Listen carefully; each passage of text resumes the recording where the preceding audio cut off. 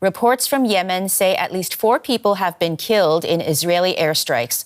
Almost 30 people were wounded in the attacks. Earlier, a spokesman for the Israel Defense Forces said the targets included a power station as well as port facilities in the city of Hodeidah on Yemen's Red Sea coast. The IDF said dozens of its Air Force planes took part in a mission to attack targets that it said were used for military purposes by Houthi rebels. The airstrikes come a day after the Houthis fired a ballistic missile at Ben Gurion airport in Israel. DW correspondent Tania Krämer is in Jerusalem. She gave us the latest on the attacks. Yeah, the Israeli military just released this statement that they struck what they describe as Houthi military or terror targets in Yemen today. Those targets are about 1,800 kilometers away, and it involved major effort, according to the army, a dozen aircrafts and fighter jets and spy planes and refueling planes. Now, the statement said that they struck military targets in the Ras Isa and the Hodeidah area, the ports there, and also the power plants. And they further said that the seaports are used to import weapons and oil that are actually facilitated there from Iran. Now, this comes, of course, after several missile attacks on Israel in recent days. Now, we heard from the Houthis now in a statement that was reported by the news agency Reuters that the strikes indeed hit the Hodeidah and Ras Isa port. They said they had taken precautionary measures, although some of the residents, it is reported, say there are power outages there in the areas, and it would not be deterred from launching further missiles at Israel. There are growing calls for a diplomatic solution to end days of destructive conflict across the Israel-Lebanon border. U.S. President Joe Biden said it was time for a ceasefire after Israel killed the head of the Hezbollah militant group, Hassan Nasrallah, on Friday in an airstrike on the group's headquarters in Beirut. Since then, Israel's military says it killed a potential successor and other senior leaders. In the southern city of Sidon, an airstrike caused a building to collapse. Lebanon's health ministry says at least 24 people were killed in that attack. I am now joined by journalist Stella Männer in Beirut. Thanks for joining us. Stella, it certainly appears as if there are no signs of de-escalation, and in fact, strikes are continuing. What's the latest? Indeed, there are no signs of de-escalation. Israeli army has continued in its non-stop bombardment of Beirut, but also of the south and eastern parts of Lebanon. According to the Lebanese health ministry, 69 people have been killed in today's strikes. The Israeli army earlier today announced that Nabil Kaouk was killed in one of these strikes. He's also a very high-ranked Hezbollah commander. So to summarize the day and the last couple of days, it really seems like there are a lot of high-ranked commanders of Hezbollah killed by now. But of course, all these ongoing non-stop airstrikes are also worsening the situation in Lebanon for the civilians. Yes, fighting has left hundreds of thousands displaced. I wonder, where are they going and who's helping them? So it really depends a little bit where people are going. I mean, up until now, the streets in Beirut are still full of hundreds and hundreds of people who just sit in the streets. They don't have a roof. They don't have any place accommodation where they can go. But there are volunteers out there who are trying to help these people. I've seen volunteers, groups of volunteers who are going around serving these people meals and trying to distribute water because it is still very hot during the day. And there are other initiatives trying to find shelters or free rooms or apartments for people who are being displaced. But all this work is being done by volunteers, not by the state, as the Lebanese state is really a failed state and is not taking on these tasks.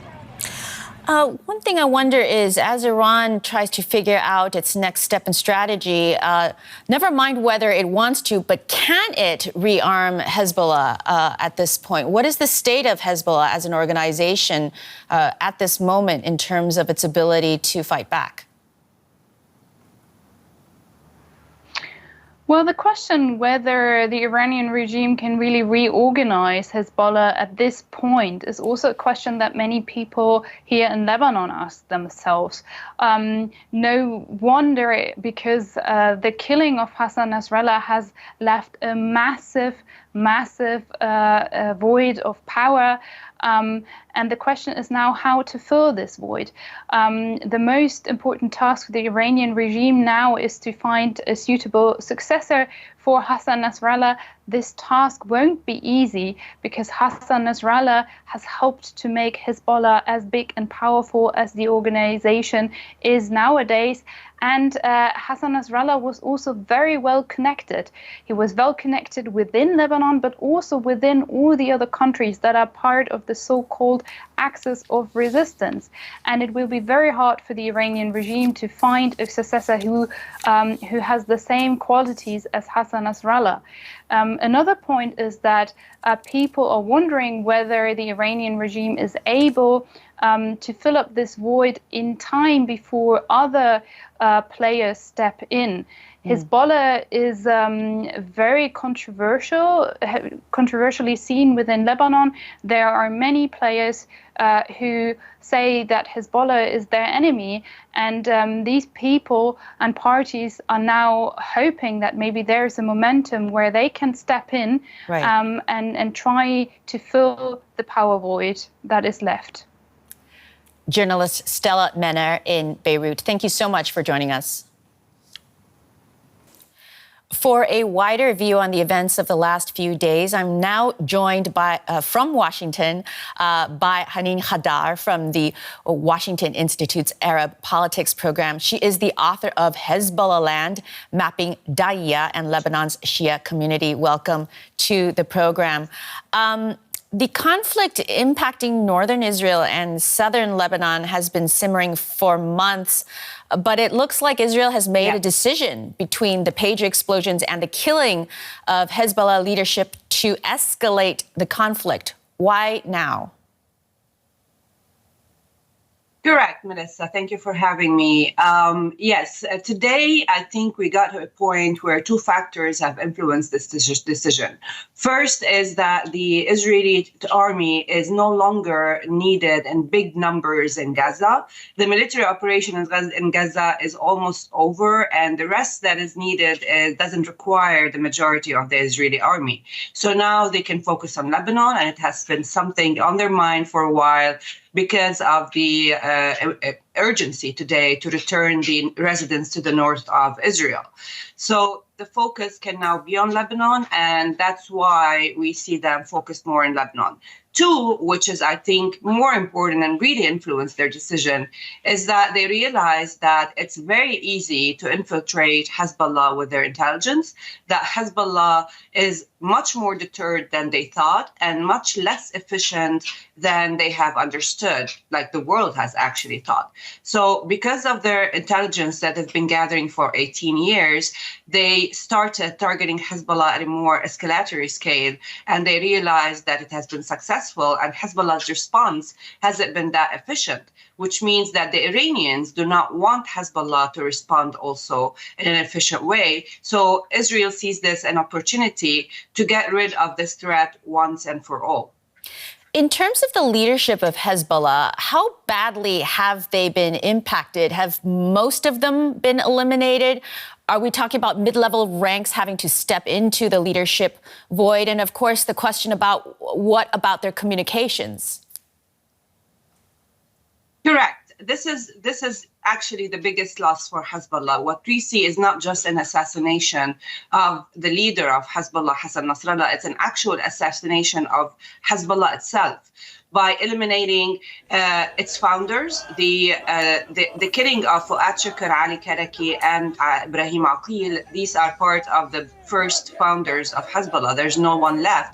And with the killing of Nasrallah, you have eliminated the leader, the first-tier commanders, which is the most senior ones, the second-tier commanders, the elite forces commanders, and now you have really, as you said accurately, it's the mid-level people who need to step in. However, these are not qualified.